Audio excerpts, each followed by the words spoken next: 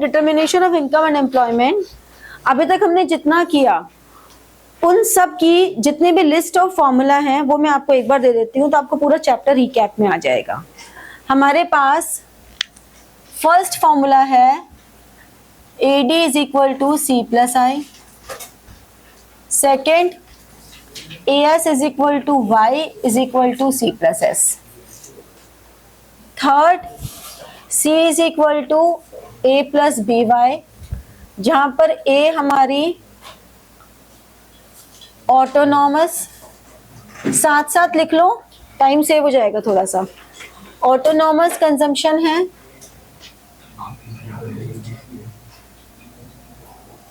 BY हमारी induced consumption है,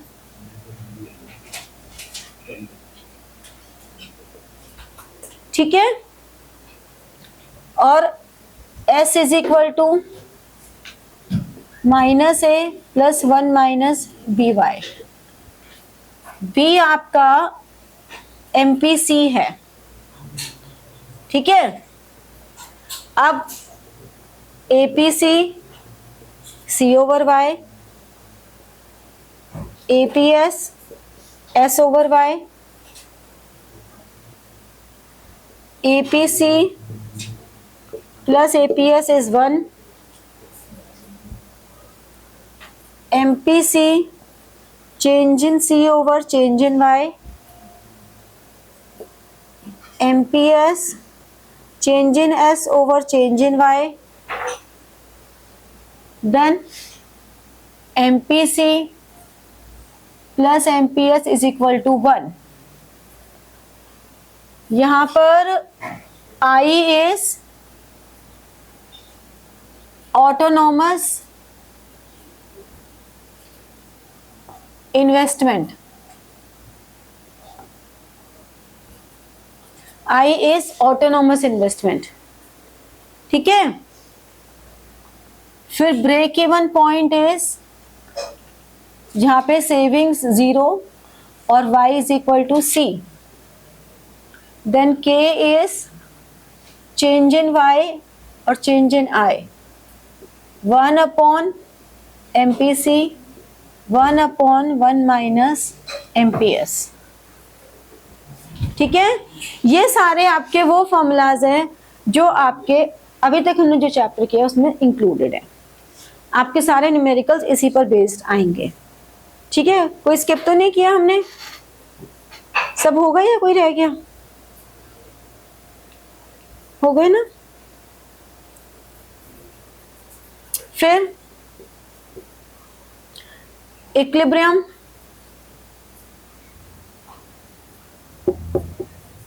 जहां पर AD is equal to AS है, AD is C plus I, AS is C plus S, तो I is equal to S।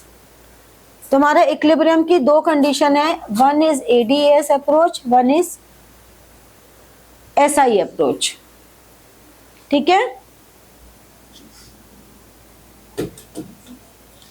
अगर हम डायग्रामेटिकली देखें, this is your AS, this is your AD, this is level of, इसको हम पूरा लिखते हैं level of income and employment, this is consumption and consumption, savings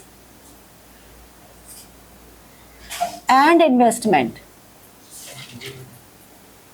तीनों आते हैं इधर, ठीक है। और यहां पे लेवल ऑफ इनकम आ गया। अगर हम यहां देखें तो ये इन्वेस्टमेंट्स और ये savings, this is your equilibrium point, ठीक है। ये इक्विलिब्रियम पॉइंट है, ठीक है। यहाँ पे सेविंग्स एंड इन्वेस्टमेंट और यहाँ पे level of income and employment, इसे हम कहते हैं ADAS अप्रोच, इसे हम कहते हैं SI अप्रोच। ठीक है, इक्विलिब्रियम समझ में आया। अब डायग्राम से ही हमारी सारी एक्सप्लेनेशन निकल आएगी। अगर आपको बोला जाए explain equilibrium of an economy through ADAS approach, तो आप कैसे बताओगे? आप AD को डिफाइन करोगे, AS को डिफाइन करोगे, आप डायग्राम बनाओगे और फिर आप ये बताओगे कि equilibrium level at E point, why AS at 45 degree angle, why AD is above the origin. ठीक है, ये पॉइंट्स आप इसके एक्सप्लेनेशन में बताओगे। अगर ऐसा ही अप्रोच से आया तो आप इसमें ये बताओगे कि why investment curve is parallel to X axis, why saving curve starts below the origin. ठीक है, तो इस तरह से ये वाला पॉइंट आप बताओगे। ये तो हो गया y0, ये हो गया y1। फिर इसमें y0 is equilibrium level of income, whereas y1 is break even point. तो किसी भी डायग्राम को जब आप एक्सप्लेन करते हो तो उस डायग्राम के अंदर में जितने भी पॉइंट्स हैं, you have to explain all those points. ठीक है, क्लियर हो गया? Consumption, savings and investment, clear हुआ? डायग्राम क्लियर हुआ? डायग्राम की एक्सप्लेनेशन क्लियर हुई? ये एक्सप्लेनेशन आप लोग मुझे लिख के चेक करवाएंगे नेक्स्ट क्लास में। ठीक है, चलो ये लिखो, उसके बाद फिर हम और आगे करते हैं। अब अगर आपके पास ये क्वेश्चन आ जाए कि show the equilibrium level is same through ADAS approach and SI approach, दोनों से सेम है, तो उसमें थोड़े से टेक्निकल पॉइंट्स का ध्यान रखना है। जैसे यहाँ तो हमने रैंडमली बना दिया ना, ये थोड़ा ना कि ऊपर और नीचे इक्वल है, हमने इनको कनेक्ट भी नहीं किया आपस में, बट फिर हमें कनेक्ट करना पड़ेगा। कैसे कनेक्ट करना पड़ेगा?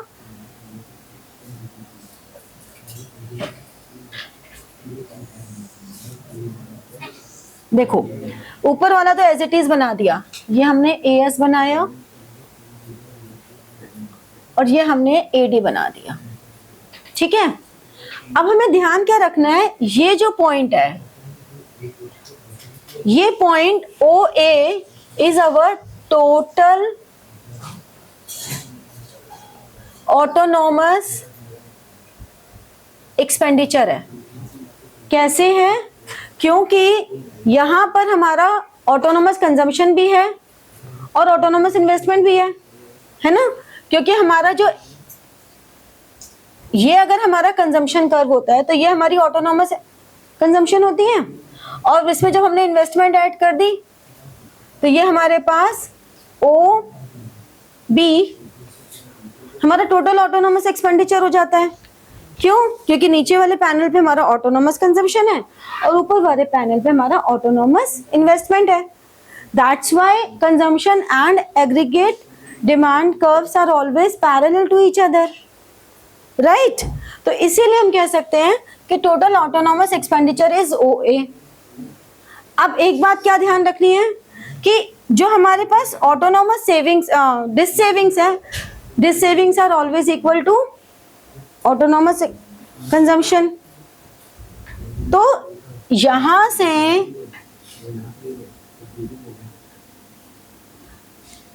जितनी भी हमारी ये जो वैल्यू है, ये देखो, ये जो वैल्यू है 0 से, डिस सेविंग्स और जो इन्वेस्टमेंट है, ये दो वैल्यू मिला के उतना पोर्शन होना चाहिए जितना OA है। समझ में आई बात? ये बात समझ में? देखो, एक काम करते हैं, यहां पे मैंने इन्वेस्टमेंट बना दिया। अब मुझे एक पॉइंट तो ये वाला रखना ही रखना है क्योंकि इक्विलिब्रियम का है। दूसरा पॉइंट मुझे कितना रखना है, ये जो हमारा OA1 है और नीचे जो हम लेंगे point OA should be equal to OA1 plus OA2। OA1 हमारा क्या है? OA1 हमारा है ऑटोनोमस इन्वेस्टमेंट और OA2 क्या है, consumption. This is autonomous investment, this is autonomous consumption. समझे? तो ऑटोनोमस इन्वेस्टमेंट ये हो गया. अब ये देख लो OA से कितना डिफरेंस बचा. मेरे ख्याल से आप जब स्केल से मेजर करेंगे तो ये वाला पॉइंट मिला आपको, मान लो एग्जैक्ट पॉइंट होना चाहिए. अब हमें एक ये पॉइंट, स्ट्रेट लाइन के लिए हमें 2 पॉइंट चाहिए. This is 1 point, this is another point and we join these 2 points and we get saving curve. So this is the way you prepare diagram with both the approaches. This is through ADAS approach, this is through SI approach, and we establish a common equilibrium point. समझे कि हमारा जो OA है, ये हटा देते हैं. हाँ, ये जो OA है, ये this is the total autonomous expenditure. And total autonomous expenditure के 2 मेजर पॉइंट्स हैं, OA1 and OA2. Autonomous expenditure is autonomous investment expenditure, autonomous consumption expenditure. ठीक है, समझ में आया कि अगर दोनों पैनल्स पे, और फिर जब इसकी एक्सप्लेनेशन लिखोगे तो वैसे ही लिखोगे, in the above panel, in the lower panel. ठीक है, समझ में आया ये पॉइंट कैसे ड्रॉ करना है. क्योंकि यहां पे अगर आपने ये टेक्निकल फॉल्ट कर दिया कि ये आपका जो OA है, this must be equal to A1 A2. अगर ये आपका इक्वल नहीं हुआ, और देखो थोड़ा बहुत ऊपर नीचे हो जाए तो पता नहीं चलता, लेकिन अगर मेजर डिफरेंस होगा तो एग्जामिनर को दिखते ही दिख जाएगा. जो एग्जामिनर को दिखते ही पकड़ में आ गया कि ये तो बहुत ज्यादा ह्यूज डिफरेंस है, तो उस केस में वो डायग्राम पूरा कट और तुम्हारा एक्सप्लेनेशन तो कोई पढ़ेगा ही नहीं. तो इस बात का ध्यान रखना. ठीक है, कि आपको कैसे करना है. Got it? क्लियर हुआ? बनाओ ये डायग्राम ध्यान से, और वही पॉइंट्स आएंगे यहाँ पे. Consumption, savings and investment. यहाँ पे सेविंग्स एंड इन्वेस्टमेंट, ये पे level of income and employment.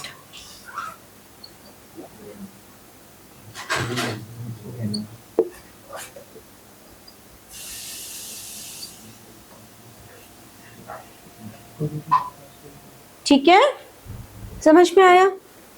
अब क्या होता है इसके बाद, हमारे पास AD और AS आ गया, हमारे पास इक्विलिब्रियम आ गया, ये आ गया इक्विलिब्रियम. अब व्हाट इफ अगर हमारा AD is more than AS, and what if अगर हमारा AD is less then AS. मतलब अगर ये सिचुएशन है या ये सिचुएशन है at any point of time, अगर इकोनॉमी में ऐसी कोई सिचुएशन है तो क्या होगा. सोचो, if demand, aggregate demand is more than aggregate supply, then what will be the situation? And if aggregate demand is less than the aggregate supply, then what will be the situation? अगर demand ज़्यादा होगी, supply कम होगी तो price बढ़ जाएगी. Price level rise होगा.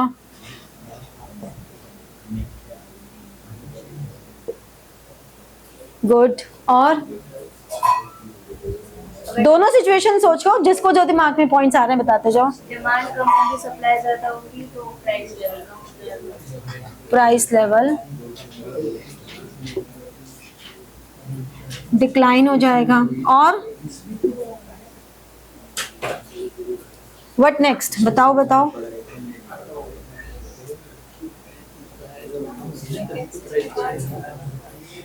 Excess demand. ठीक है, तो एक्सेस डिमांड का केस ही हो गया ना. वैसे अभी एक्सेस डिमांड वाले टॉपिक पर आए नहीं है. एक्सेस डिमांड यहाँ पे अभी नहीं हुई है, उसकी कुछ कंडीशंस होती हैं. अभी हमने वो कंडीशन की तो बात ही नहीं की है. तो this is not exactly excess demand, क्योंकि इसकी कुछ कंडीशंस हैं जिसके बेसिस पे हम एक्सेस डिमांड, डेफिशिएंट डिमांड की बात करते हैं. तो this is not considerable.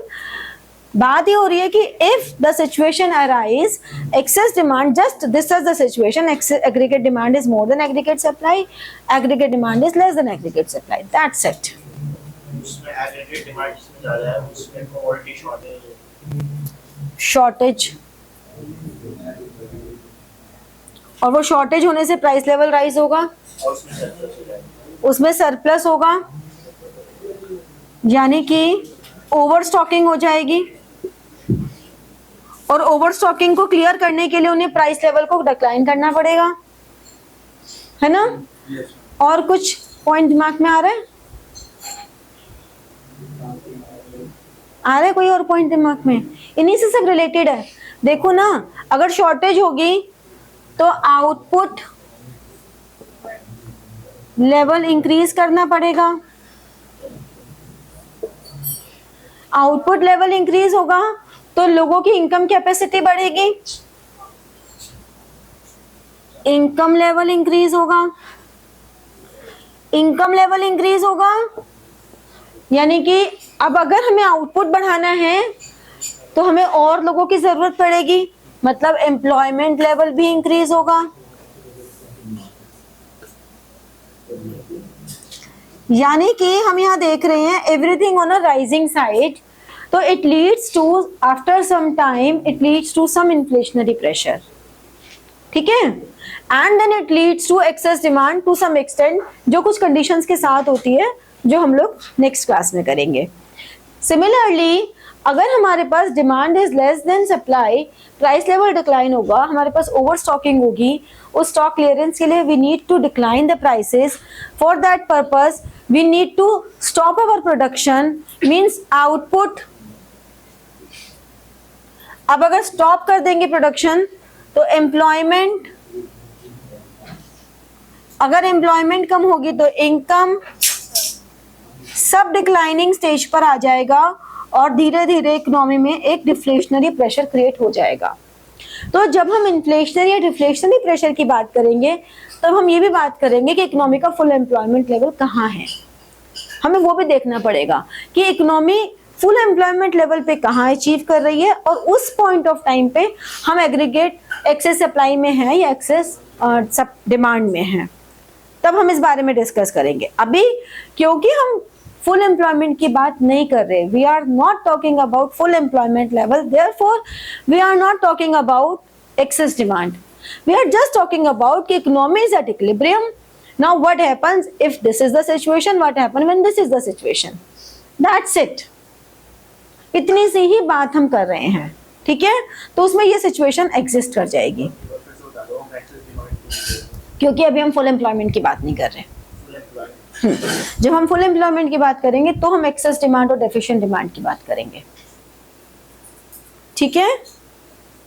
Clear हो गया? चलो बना लो.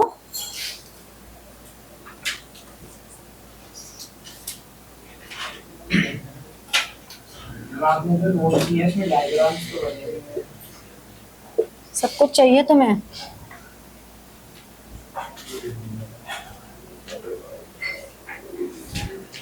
पेपर में मेरे को like, share and press the bell button for getting your notifications and comment. ठीक है? Thank you.